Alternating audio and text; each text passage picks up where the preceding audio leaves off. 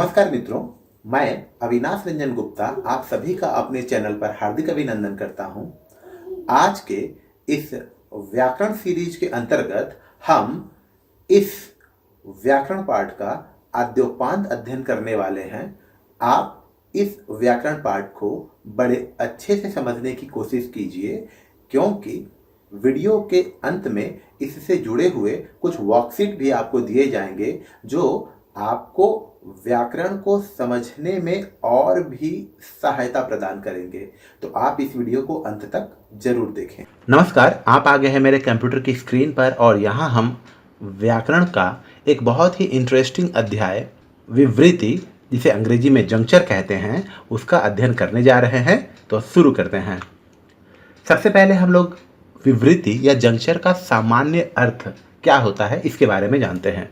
देखिए, किसी की कही या लिखी हुई बात को अपनी बुद्धि के द्वारा प्रसंगानुकूल कहने का अर्थ हुआ प्रसंग के अनुकूल, क्लासिक टू कंटेम्प्रेरी, समय के अनुसार, सिचुएशन के अनुसार उसका अर्थ स्थिर करना ही विवृति कहलाता है। इसे हिंदी में निर्वचन या इंटरप्रिटेशन भी कह सकते हैं, अर्थात चीज़ों को इंटरप्रेट करना। इस विवृति के सामान्य अर्थ से जुड़े हम एक छोटे से पहेली पर आते हैं और पता लगाते हैं कि विवृति कैसे काम करती हैं। जैसे देखिए, बाप बेटे दो रोटी पकाए तीन, ना तोड़ना है ना जोड़ना है, एक एक ही खाना है। अब यहाँ पर देखिए, बाप बेटे दो हैं, रोटी तीन पका रहे हैं, उसे ना तोड़ना है और ना ही जोड़ना है और एक एक खाना है, तो ये संभव नहीं है। अब अगर हम लोग स्पष्टता की तरफ आए तो पाएंगे बाप बेटे दो, बाप और बेटे दो नहीं, बाप एक हुआ और बेटे दो हुए, तो टोटल 3 मेंबर्स तो हो गए और रोटी भी वो 3 पकाते हैं, इसलिए ना रोटी को तोड़ना है ना रोटी को जोड़ना है और मिल बांट कर खाना है। तो विवृति का अर्थ हम लोगों ने स्पष्ट रूप से समझ लिया, प्रसंग के अनुसार कि इंटरप्रीट करना, जैसे हम लोगों ने यहाँ इस पहेली में समझने की कोशिश की। विवृति क्या होती है? अगर हम लोग व्याकरणिक भाषा में इसे समझने की कोशिश करें तो पाएंगे कि बोलते या अटरेंस के समय एक ध्वनि से दूसरी ध्वनि के मध्य का संक्रमण, जिसे हम लोग ट्रांजिशन कहते हैं। एक ध्वनि के उच्चारण के बाद जब हम दूसरी ध्वनि का उच्चारण करते हैं तो बीच में जो समय लगता है उसे हम लोग कहते हैं ट्रांजिशन तथा विराम, और जब हम लोग रुकते हैं जिसे अंग्रेजी में पॉज कहते हैं, वही विवृति कहलाता है। जैसे यहाँ 2 शब्द लीजिए, तुम्हारे और तुम्हारे। तो जैसे ही हम लोग तुम्हारे कहते हैं तो उसमें म के बाद तुरंत ह आ जाता है, इसीलिए ये हो जाता है तुम्हारे। लेकिन दूसरे में तुम हारे, तो ये जो ट्रांजिशन है और ये जो रुकने के लिए जो हम लोग विराम ले रहे हैं या पॉज लगा रहे हैं, इसके अधिक होने से या कम होने से अर्थ में परिवर्तन आ जाता है। इसी का अध्ययन विवृति कहलाती है। विवृति के लाभ, वाचन कौशल में निपुणता। जब आप विवृति का अध्ययन बहुत बारीकी से कर लेते हैं तो वाचन कौशल, जिसे स्पीकिंग स्किल कहते हैं, उसमें आप प्रॉम्प्ट हो जाते हैं, निपुण हो जाते हैं। अर्थ का अनर्थ होने से आप रोक पाएंगे। अर्थ का अनर्थ कैसे होता है ये हम लोग अभी आगे स्लाइड्स में देखेंगे। भाषा पर आपकी अच्छी पकड़ बनती है, शब्दों का ज्ञान होता है। विवृति का उद्देश्य, जंक्चर का उद्देश्य क्या है? देखिए, शब्द से लेकर वाक्य के स्तर तक अर्थ या उच्चारण की स्पष्टता। पहला जो उद्देश्य है वो ये है कि आप चाहे शब्द का उच्चारण कर रहे हो या वाक्य का, स्पष्टता बहुत ही मायने रखती है। तो विवृति का उद्देश्य है वाक्य हो या शब्द हो, उसकी स्पष्टता और अखंडीय ध्वनियों का ज्ञान। विवृति अखंडीय ध्वनियों में गिनी जाती है, वो ध्वनि जिसके और फर्दर खंड नहीं किए जा सकते। विवृति के अन्य नाम, देखिए, विवृति को संगम या संहिता भी कहते हैं। याद रखिएगा, विवृति का एक और नाम है संगम या संहिता।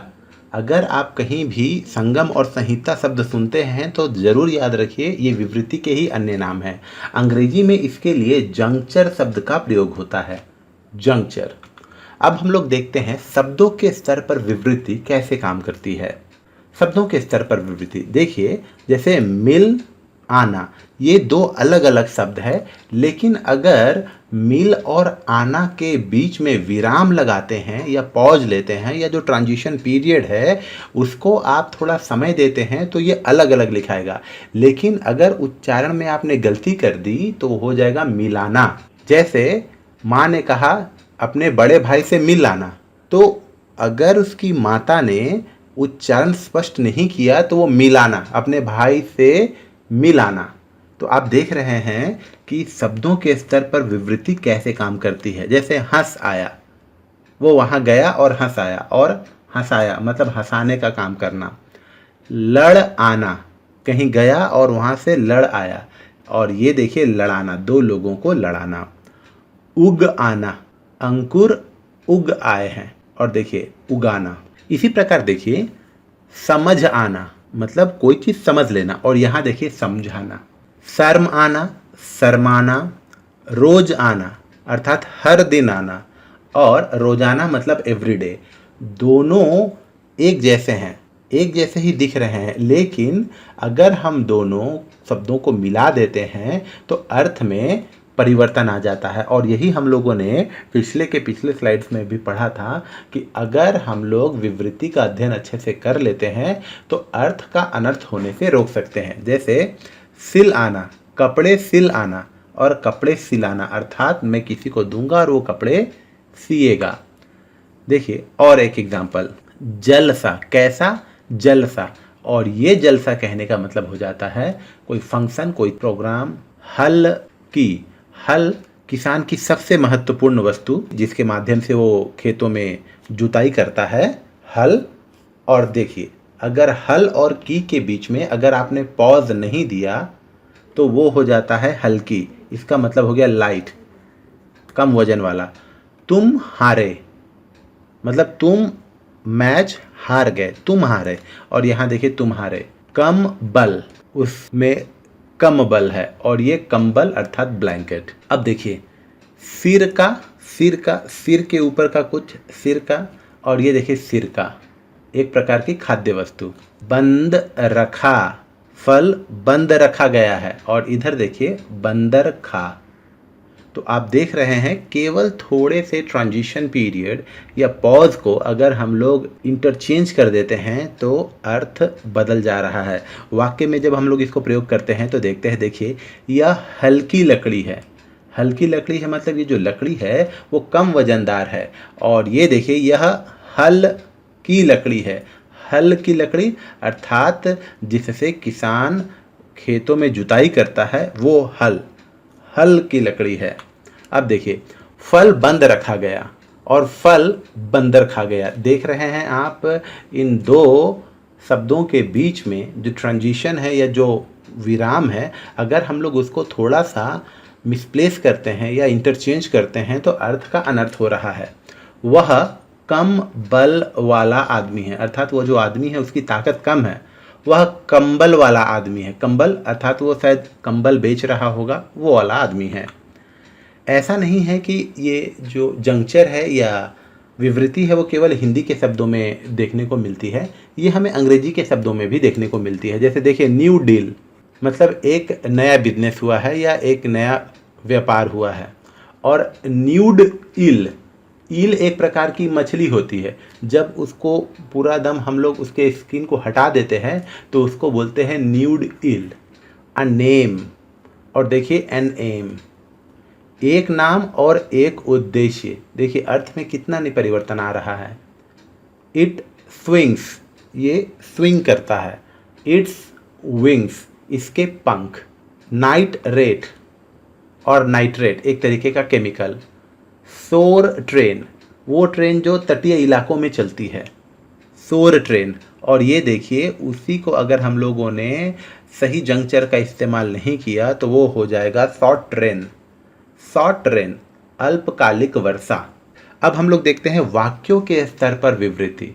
वाक्यों के स्तर पर जो विवृति होती है उसको हमें बहुत ही गहराई से समझना चाहिए, क्योंकि अगर हम लोगों ने वाक्यों के स्तर पर विवृति पर ध्यान नहीं दिया तो डेफिनेटली हम लोग गड़बड़ी करेंगे। जैसे वह घोड़ा गाड़ी खींच रहा है, मतलब एक घोड़ा है वो गाड़ी खींच रहा है। और ये देखिए वह घोड़ा गाड़ी खींच रहा है, मतलब वह एक इंसान होगा, वो घोड़ा गाड़ी को खींच रहा है।